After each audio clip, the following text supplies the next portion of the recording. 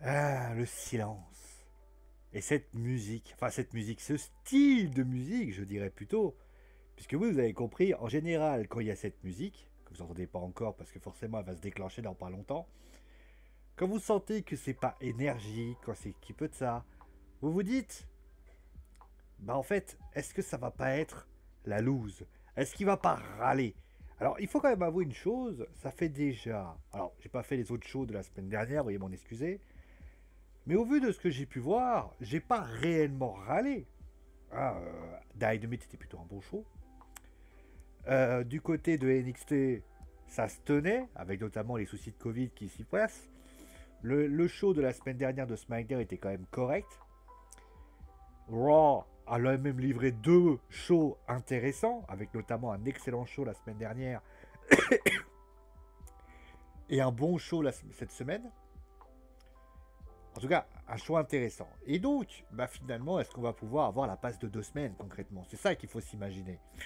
Eh bien, c'est ce qu'on va voir dans ce Wrestling Show, avec donc bien tout simplement ce qui s'est passé. Salut tout le monde, j'espère que vous allez bien. On se retrouve aujourd'hui pour tout simplement le show de WWE SmackDown, le dernier avant WWE Fastlane. Et il y a eu notamment du gaz qui a fait littéralement souffrir, puisque oui, il y a eu une petite rixe entre Sasha Banks et Bianca Belair. Pour information, Sasha Banks, qui défend la ceinture de SmackDown Women's Championship, a battu Nia Jax, bien aidé tout simplement par Bianca Belair qui est venue lui prêter main forte. Shayna notamment a voulu aider sa coéquipière, ça s'est pas passé pour elle. On a eu ensuite Seth Rollins qui est venu, qui a un petit peu expliqué concrètement ce qui s'est passé. Il a expliqué pourquoi Cesaro, il a été que ça. Il a dit qu'il l'avait humilié. Et à partir de là, Shinsuke Nakamura est venu et concrètement, il lui a dit voilà que c'était pas bien, que tu m'avais interrompu, machin, etc. Il lui met un Kinshasa et ciao, bye bye. Après cela, les Los Mysterios, c'est-à-dire Rey Mysterio et Dominique, ont battu les Street Profits. Les Alpha Academy sont venus après pour défier les vainqueurs. Ça a fait Via Alpha Academy contre Los Mysterios. Victoire de la Via Alpha Academy avec notamment sous les yeux notamment des Street Profits, Megan de Dolph Ziggler et de Robert Hood. Sami Zayn est venu. Ah oui, Sami Zayn d'ailleurs qui essaie de convaincre de l'espèce de polémique concrètement on va dire qu'on appelle ça, ah merde j'ai oublié le nom, de cavale, voilà, de cavale qui a à son encontre, puisque Sami Zayn a essayé de faire cela. Il lui a dit voilà, viens à mon match, je vais te montrer. Daniel Bryan est venu et a parlé, il a expliqué tout simplement que il parlait un petit peu, voilà, il a plus fait du teasing. Et il a dit une phrase que j'ai trouvée très intelligente. Il a dit que personne n'a réussi à te faire abandonner, qu'il ne voulait pas que tu meurs, et que finalement, eh bien, tout simplement, et quand il abandonnera, et tout ça se produira ce dimanche, clairement. Après cela, donc, King Corbin a battu Sami Zayn, il s'est pris à Eluva King, Kevin Owens qui se trouvait en coulisses, qui se trouvait d'ailleurs dans la table des commentateurs, pardon. Biggie et Apollo Crews se sont exprimés, il y a eu vraiment une grosse rixe. Alors j'aurais pas les images là, mais ça a été assez violent entre les deux hommes.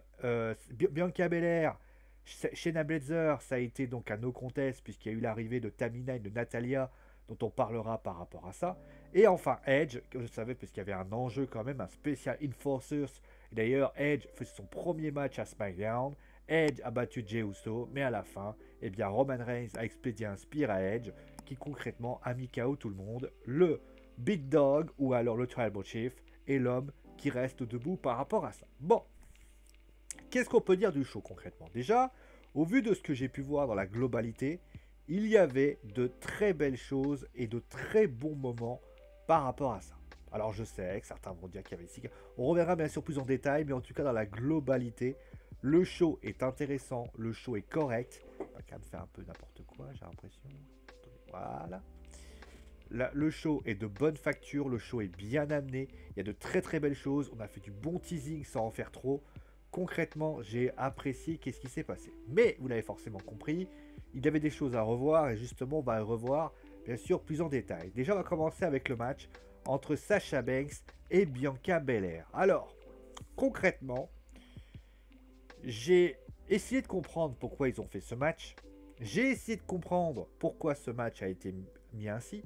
Notamment au début, j'ai cru comprendre que c'était parce que Bianca et Sacha, c'était pour faire augmenter la rixe, la colère entre les deux jeunes femmes. Au final, c'est la team Jax et Baszler qui se font incendier. Alors certes, c'est pas la première fois que les deux se disputent, mais concrètement, il y a eu ça. Et surtout, ce qui va se passer après est tout simplement encore plus surréaliste. C'est-à-dire que moi, j'aurais préféré que Bianca Belair ne vienne pas, qu'ils disent voilà, qu'elle ne vienne pas. Alors certes, c'est pour accentuer le fait que c'est la face, etc., etc.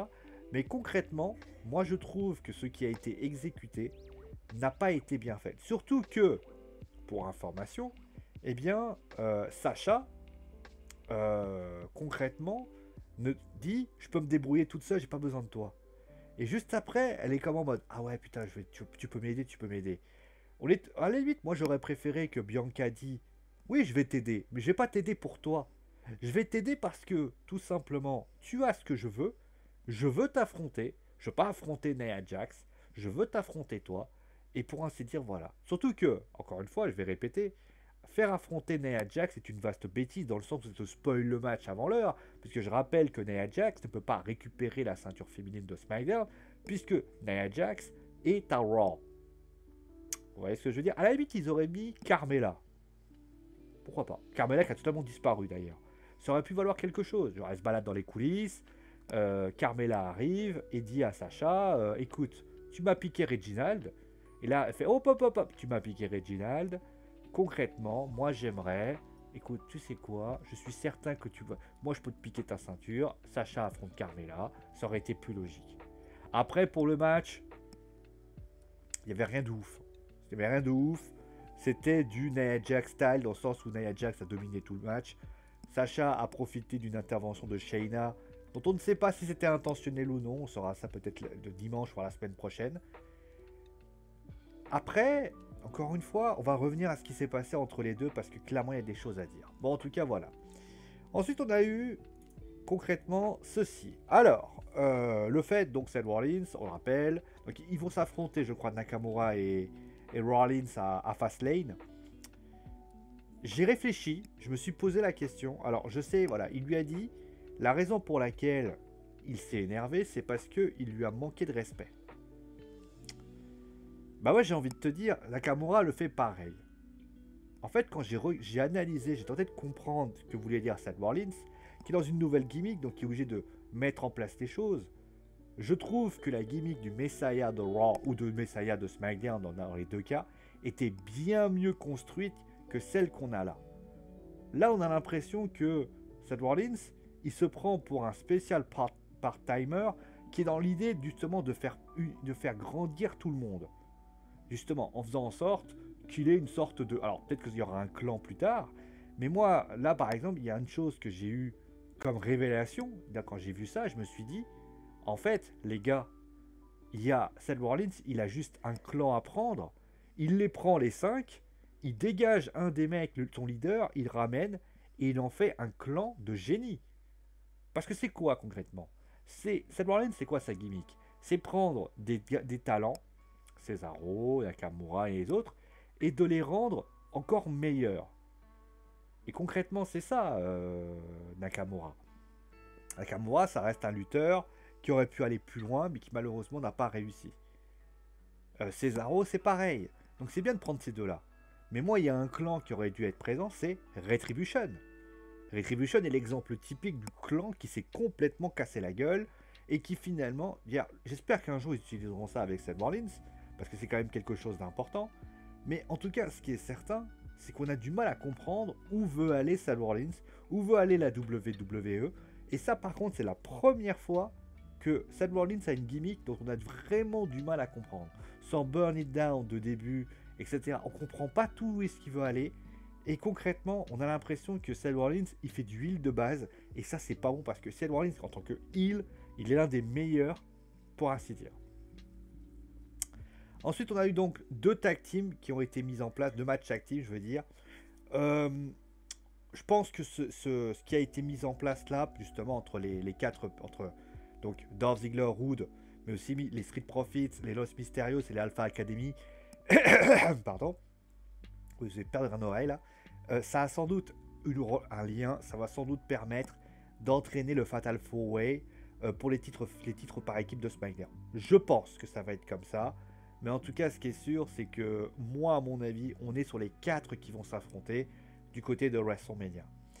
Ensuite, on a eu un excellent segment, concrètement. Voilà un segment bien amené, bien mis en scène. C'est Daniel Bryan. Alors, Daniel Bryan, il était là en mode teaser. Il était là pour teaser son match à Fastlane. Il était là pour teaser le fait que Edge et donc Jey Uso pourraient être Special Enforcers, c'est-à-dire garde du corps aux alentours. Ça, j'ai trouvé que c'était une bonne idée. Alors, certains diront que ça sert à rien, mais en tout cas, ce qui est sûr, c'est que la décision de celui qui a été choisi, on verra plus tard, pour moi, c'est une bonne idée. J'en parlerai après. Mais en tout cas, le segment qui a été mis en place a été de très très bonne facture. C'est-à-dire que Daniel Bryan, la semaine dernière, il dit une phrase, il fait ouais, bah écoute, je savais pas que t'avais les chocottes. Ça fait réveiller Roman Reigns. Roman Reigns, il arrive et qui dit tu veux vraiment me faire taper, moi je crois que pour information, je n'ai jamais tapé. Alors tu vois, ça te crée un truc. Tu te dis, est-ce que Daniel Bryan va réussir à faire taper le grand Roman Reigns? Avec Edge dans les parages, oups, spoiler, pour ainsi dire, ça peut être une éventualité. De plus, je vais parler aussi d'une deuxième chose qui pour moi est encore plus intéressant, c'est le fait que du côté de la WWE, il dit, d'ailleurs, Roman Reigns dit, mais je préfère mourir que de taper. Je préfère perdre connaissance que taper. Je préfère crever que de taper. Et là, Daniel Bryan, il fait il y a vraiment un lien entre les deux. Alors, je sais pas comment ça va se passer le match à Fastlane. Mais ce qui est certain, c'est que ça va être un match qui a pour ainsi dire suscité mon intérêt. Parce que Daniel Bryan a très bien vendu la chose là. Et Roman Reigns l'a vendu avec magnifique. Enfin, un excellent segment avec Roman Reigns et Daniel Bryan. Bon, enfin, entre Roman Reigns et son adversaire, puisque bah, moi, la dernière fois que j'avais débriefé une sorte de discussion, j'avais pas eu de discussion entre les deux côtés, et ça c'était pas mal. Donc après, on a eu donc concrètement ça. Alors, je vais pas le juger clairement. Je pense on tend vers un King Corbin, entre un Kevin Owens et un Sami Zayn. Je pense qu'à un moment donné, Sami Zayn, il est dans son truc. On est d'accord, on n'est pas d'accord avec lui. C'est pas mal. Le fait qu'il essaye de voir en disant mais t'as vu ce qui s'est passé, t'as vu ce qui s'est passé. Et il lui dit arrête de te mêler de mes problèmes. Et là, il lui met un Helluva Kick dans la tronche qui est d'une violence sans nom. Je pense qu'on va avoir notamment un match à WrestleMania entre Kevin Owens et Sami Zayn. Voir un peu comment les choses vont se mettre en place. Mais en tout cas, c'est plutôt une bonne chose. En tout cas, un mot également, on ne pourra pas le voir, mais un mot sur Apollo Crew et Biggie, qui est pour moi un segment de dingue. Encore une fois, ça parle bien. Et clairement, d'ailleurs, pour information, j'ai beaucoup apprécié le fait que voilà, tu veux jouer le coup à fond. Apollo Crew, il parle un peu en nigérian. C'est bien amené. Il parle de ses racines, il parle de ci, il parle de ça. C'est vraiment bien amené. En tout cas, ce qui est certain, c'est que c'était bien fait. Le combat à l'après est plutôt bien amené et très très bien amené.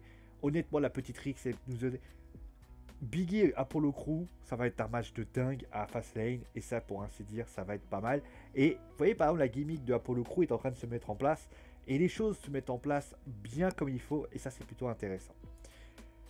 Ah, bah justement, on va parler un petit peu de la controverse. Parce que c'est une sacrée controverse qui a eu lieu lors du show de WWE SmackDown.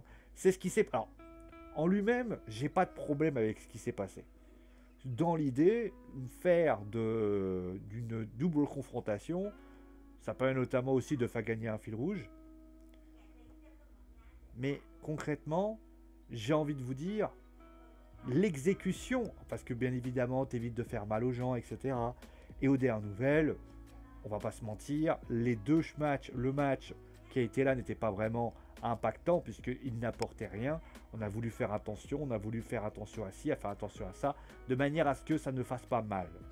C'est une bonne idée, c'est une bonne chose. On met un peu d'enjeu, on sait que Edge et Jey Uso, c'est vraiment là ce qui a été teasé. Le reste, ça aura lieu à WrestleMania, donc pour ainsi dire, on peut faire tout ça. Maintenant, du côté de Raw, si vous regardez bien, le fil rouge, les moments un peu fil rouge teasing de merde, ils ont arrêté de le faire. Ils ont arrêté de le faire parce qu'au finalement, ça ne pouvait pas. Mais là, pour ainsi dire, si tu veux faire du fil rouge, d'accord. Le vrai souci, pour ainsi dire, c'est que si tu veux faire du fil rouge, il faut que les choses soient logiques. Et là, il n'y avait rien de logique. Je m'explique. Alors, que Nia Jax décide d'abandonner Shayna, j'ai envie de te dire, œil pour œil, dent pour dent, pourquoi pas. Moi, il y a deux choses qui me gênent par rapport à ça. La première, c'est déjà l'intervention de Tamina et de Natalya. Ça, tu as eu un teasing. Un teasing qui a expliqué que Tamina et Natalya ont été un peu frustrés sur le fait qu'on ne mettait pas ces personnes avant. D'accord. D'accord, pas de problème. Pas de problème. Mais en fait, s'il n'y a pas le match, ils ne sont pas ajoutés dans le match à Fastlane, la question qu'il va falloir se poser, c'est pourquoi ont-ils fait ça? Pourquoi ont-ils fait ça? Pourquoi ont-ils attaqué Nia Jax et Shayna? On sait pourquoi ils ont attaqué Shayna et Nia Jax. Mais, pour ainsi dire, enfin plutôt Shayna, puisque Nia Jax est partie. Je vais éternuer. Pardon. Donc, pour ainsi dire, il va falloir faire les choses. Ah, c'est rallement la gorge, tout. J'ai pas le Covid, hein, je précise. Donc, moi, de mon point de vue, c'est pas non plus... Voilà, déjà, est-ce que l'intervention était intéressante? Si dimanche, Sacha et Bianca gagnent le titre par équipe de féminine, on pourra dire, bon, pourquoi pas? Pourquoi pas? Je veux dire, ça peut être super intéressant, parce que déjà, ça va traîner justement le Shawn Michaels John Cena version féminine. Et notamment sur le fait que finalement on va démarrer une rivalité Tamina contre Natalya et Natalya contre les deux. Pourquoi pas? Sauf que, encore une fois dans l'exécution, ça reste pas bonne. Est-ce qu'il n'y avait peut-être pas besoin d'attaquer maintenant? Est-ce qu'il y avait peut-être besoin de pas faire ça? Et en plus de ça, il y a Sacha. Sacha qui concrètement demande, donc qui arrive et qui au final, eh bien, ne prend la décision de repartir de l'autre côté, comme Naya d'ailleurs. Moi, j'aurais préféré une chose. Tu veux faire Shawn Michaels, John Cena, fais-le à fond. Ils sont tag team pour l'instant. On verra dimanche s'il le reste. Eh bien, moi, ce que j'aurais fait, eh bien, il y aurait pu avoir un truc tout bête. Donc, Bianca arrive, et à partir de là, il y a pourtant la musique de Sacha qui arrive. Et à partir de ce moment-là, Tamina et Natalya décident de se barrer du ring. Parce qu'ils s'en prennent pour l'instant. Alors, certains diront oui, mais ils s'en prennent à Shayna au début. Ils arrivent pour elle arrive. Et puis d'un seul coup, il y a une hésitation. Donc les deux continuent à taper. Voir Shayna dit aussi, ouais, vas-y, on tape à 3, vas-y, on tape à 3. Et là, à ce moment-là, elle tape à 3. C'est une discussion, une négociation. Et au moment où Shayna décide de retaper, là, Sacha repart et là, décide de prendre une chaise, et décide de taper un peu sur tout le monde. Les trois se barrent et pour ainsi dire. Voilà, ça aurait été intéressant. Ça existait déjà avant, certes c'est du réchauffé, mais c'est du bon réchauffé. Et là, Bianca Fastlane, bon, elle va sans doute demander pourquoi. Mais aux dernières nouvelles, cela n'est pas la solution. Clairement. Et donc on va terminer avec le main event. Alors un main event très classique, clairement. C'était pas un main event de ouf. J'ai pas trouvé un Kevin Owens. J'ai pas trouvé un Roman Reigns et un Edge. Enfin, c'était pour teaser. Bon, Edge devient le Enforcer. Ça créera plus de mystère. Ça créera plus de choses. Pourquoi pas? Pourquoi pas? Je vais te dire. Les choses doivent être amenées par une certaine façon, mais en tout cas, ce qui est certain, c'est plutôt les choses doivent être faites de certaines façons. Voilà. Mais en tout cas, c'était plutôt bien amené. Le final est plutôt pas mal. On verra comment les choses se passent. Peut-être que Edge va trahir Daniel Bryan. Ça peut être une solution aussi. On va voir comment les choses se passent. En tout cas, ce qui est certain, c'est que moi, pourquoi pas. Après, on verra comment le Enforcer va se mettre en place. Est-ce que Jey Uso va intervenir par rapport à ça? Bon, le bilan en fait du show, concrètement, il y a des choses intéressantes. Vous avez vu, il y a des choses qui sont bien amenées, des choses plutôt bien amenées. Il y a 2 des 3 segments qui sont bien amenés. Il y a des petites écritures scénaristiques qui vont pas bien. Mais dans la globalité, le show se regarde. Le show se regarde, le show se suit, le show est de bonne facture. Et au final, eh ben, on peut qu'être ravi de voir justement que le show est bien. Après, je trouve que SmackDown commence un peu à brouter un peu. Mais j'imagine que c'est peut-être aussi parce que c'est Fastlane. On va attendre, il y a encore quelques... Mais en tout cas, c'est prometteur de voir que la WWE, depuis quelques temps, les shows se valent et ça, c'est pas mal. Après, il suffit maintenant de mettre les choses en place par rapport à ça. Merci à vous tous, je t'invite bien sûr à me dire ce que tu as pensé du show, est-ce que tu as détesté, est-ce que tu as aimé. En tout cas, merci à toi d'avoir suivi l'émission. Portez-vous sur toi bien et ciao les amis.